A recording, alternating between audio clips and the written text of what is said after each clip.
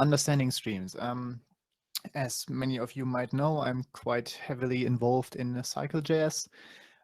So I also have my share bit of experience with streams, and I want to just bring this topic a bit more to the public because I still think streams are underrated. This talk is structured in two parts. The first part is where I will just talk about like the language of streams, like the vocabulary you would use to build an app, and later like example of how you could use this vocabulary to then actually build something useful. So in general, like a stream library, it consists of a vocabulary of words that you can combine. That's also why they're usually called combinators in functional languages. You can see it here that like there's those functions that you combine in different ways to do whatever you want. For the simple case, it just takes a periodic stream of 1 second, doubles the values and logs it to the console. But as we will see later, this can be quite a bit more complex.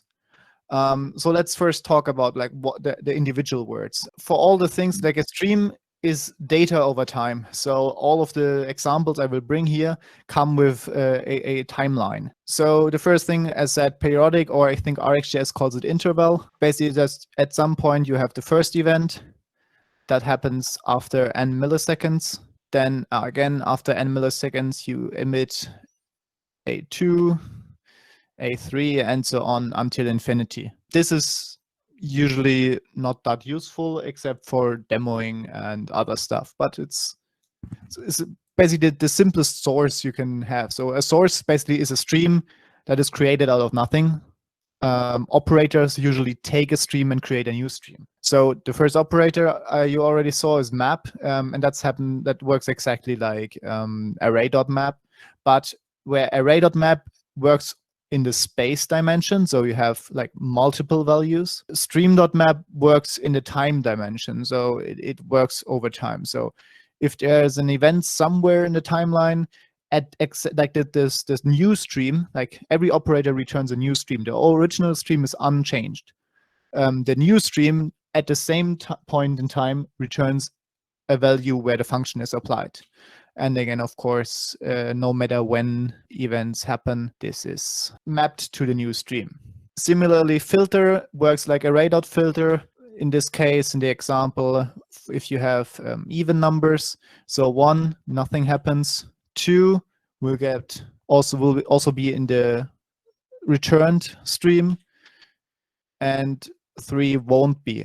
And again, I want to stretch really that this original stream is still there. Like we don't change anything. The streams are there.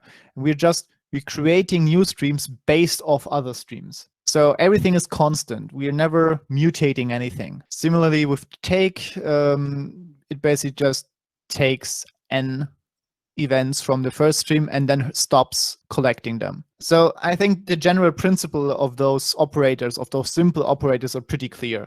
You might, like every streaming library calls them slightly different. The API is different. Some libraries have a huge amount of operators to choose from. Others have a small amount because usually you can build the more complex ones from the smaller building blocks. But in general, like this is how the simple operators work. One a bit more complicated operator would be something like scan, which mirrors array.reduce. But instead of array.reduce, which collects all the values into one, scan is basically like a running calculation. So we start with the initial value and we directly emit this even if nothing happened yet. But then once the first event comes, we will execute this function, and this function says sum. So this is the current remembered value, which starts at 0, and then the current value, and we just add those. So at the beginning we have 0 plus 1 is 1. Then with the second event, our current value is 1, so we add the new value 2 is 3, and same thing with the last value. If you have a third value, this will then be a 6. Again, those happen at the same time, and it's again, it creates a new stream. But this is not enough to build anything useful, because one of the core things you will always need is combining streams. And there's basically 2 ways to combine streams. The first is just merging, and as you could probably expect, what this does, it just takes all the streams you pass in and put them onto one resulting stream. This is pretty easy. No matter how the input streams look like, it will get mapped onto this one output stream. The important thing is like the order of events still have, so the time is the relevant thing for the ordering. So the thing that happens first will also be first on the resulting stream and so on. So combine is the other way, and that works a bit differently. So combine, when the first stream emits, nothing happens. When a second stream emits, also does not happen. But once all streams have emitted at least one value, then the last value of all of these will be put in an array and then emitted. So then once we have at least one from each, then we can emit every time. So then we get here the 4 that changed. Then here now a 5 changed, so we get the last 2 values from here and put it in the next emission and so on. So this is how that works. The last part I want to talk about when it comes to stream operators is flattening, because this is where it gets interesting. We can, like, every operator so far was a first order stream. So it was just a stream of simple values, no matter what the values are, but it's nothing more complicated. But nothing prevents you from having a higher order stream. So a stream of streams where the data points on each individual stream is another stream that may contain data or is nested further. This is contrary to promises, because promises have the annoying property of automatically flatten. So if you call promise.then, the promise is always flattened and you have no control over how it is flattened. For promises, it's not that bad because you will always only get one value. But for streams, such a behavior would be disastrous. Yeah, and I will show you now like why, because there are 3 ways you could think about this.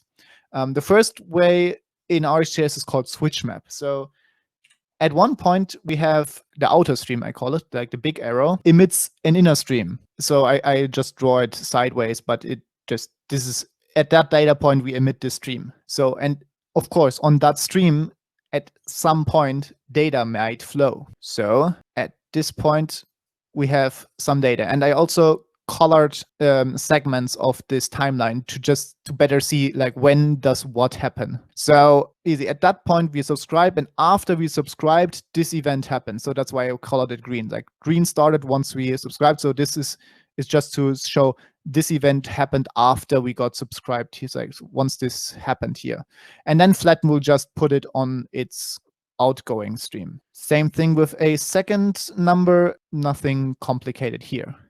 Now it gets a bit interesting, because now what we say, maybe another one emits that has already emitted something in the past. The point is, a normal stream will never remember what happened in the past. You can, like, there is a function, remember, that will make the stream remember, but by default, it does not remember. So this happened in the past, so it won't get added here. Only new events are chosen. And also, if now something would happen on the first stream, it gets ignored, because like we're using switch map, and switch map switches between the streams once a new comes. So as soon as this second stream came, we completely ignore the first one. So everything that happens now on the first one doesn't matter. Only the ones from the second stream come now. So like if now an event comes on the second stream, it gets put on the resulting stream. If now a third stream comes, again, we are switching to that new third stream and ignoring the second stream from now on. So if you have now an event on the third stream, that will be used. But if an event on the second stream happens after that, it will get ignored, because again, we switched to the third stream. All the other streams before that are not used anymore. Yeah, and then if just events happen on the third stream, then of course they will get put on the resulting stream.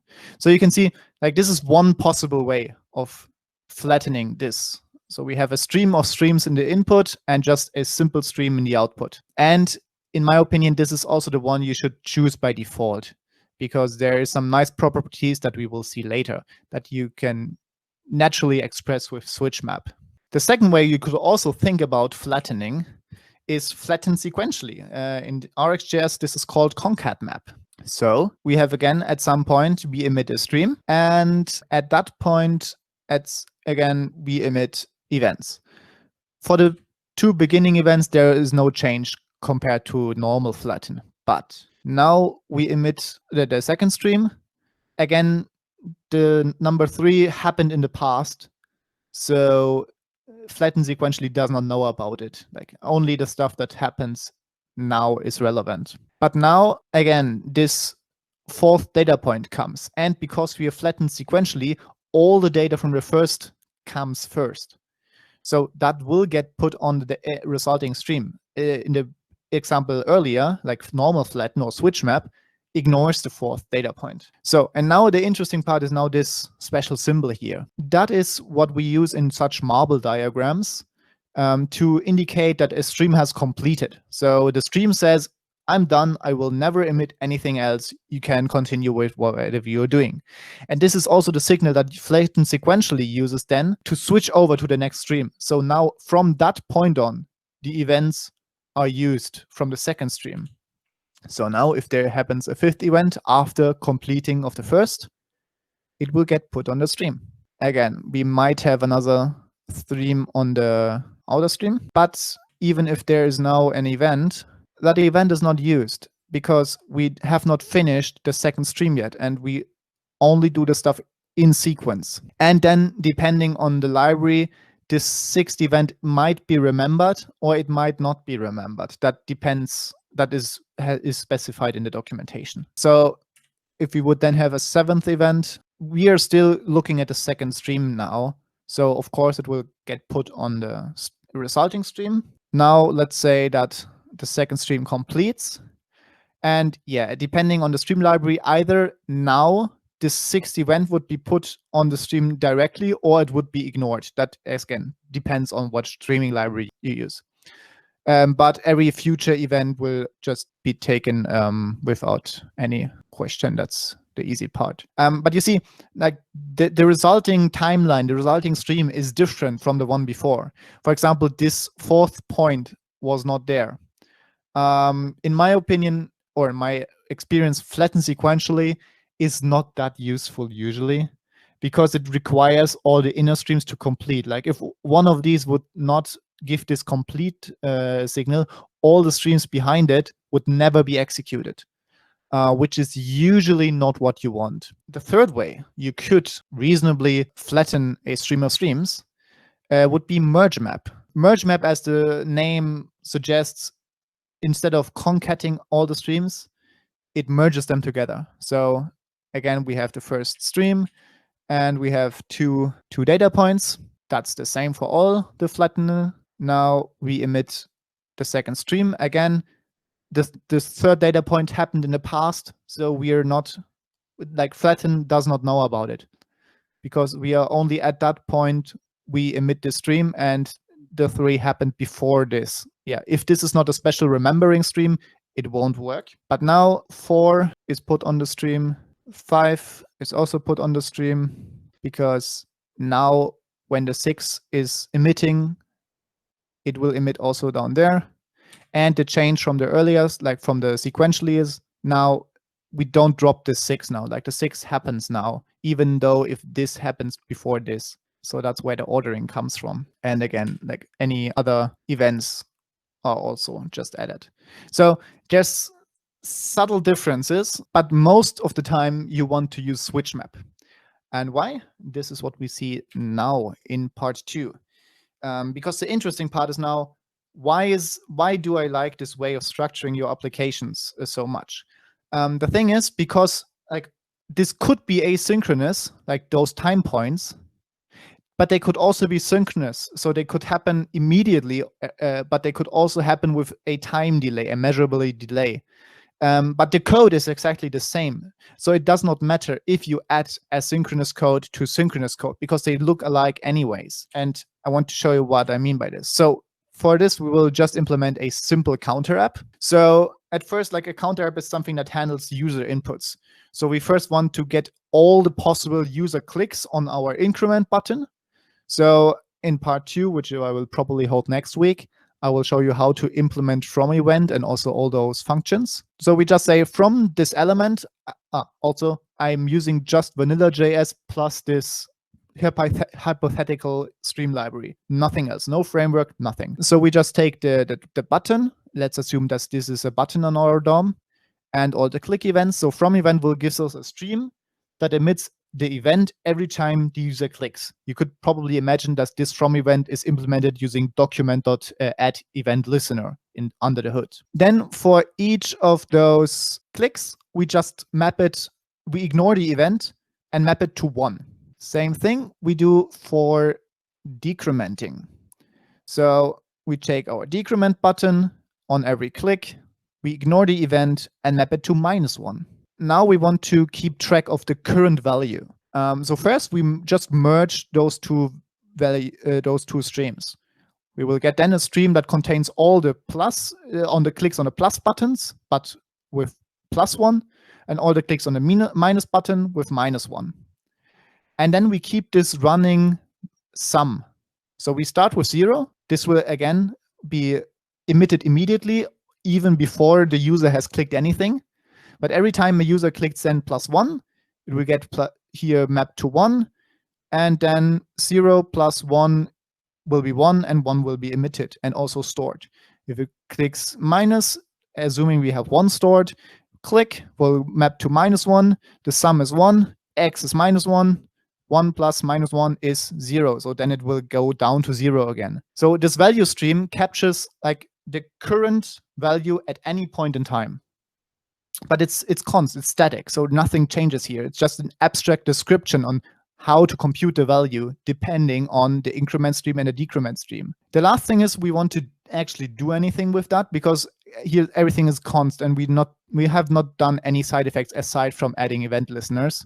So now we subscribe to this value stream. So this next function will get called every time there is a new value. So at the beginning it is 0. Assuming we click on 1 on plus, it will get 1. Assuming we click on minus, it will get then 0 again, and so on and so on. And the thing then we can do is simply take, for example, a heading and set the text content to the current value is x. And this will execute always when the value changes. So this will keep our heading up to date. And then this is all the complete program you would need to implement a counter app with nothing but streams. And I think for structuring your application, this is pretty nice, because now we will extend this. So this is our business logic up here, increment, decrement, and the value stream.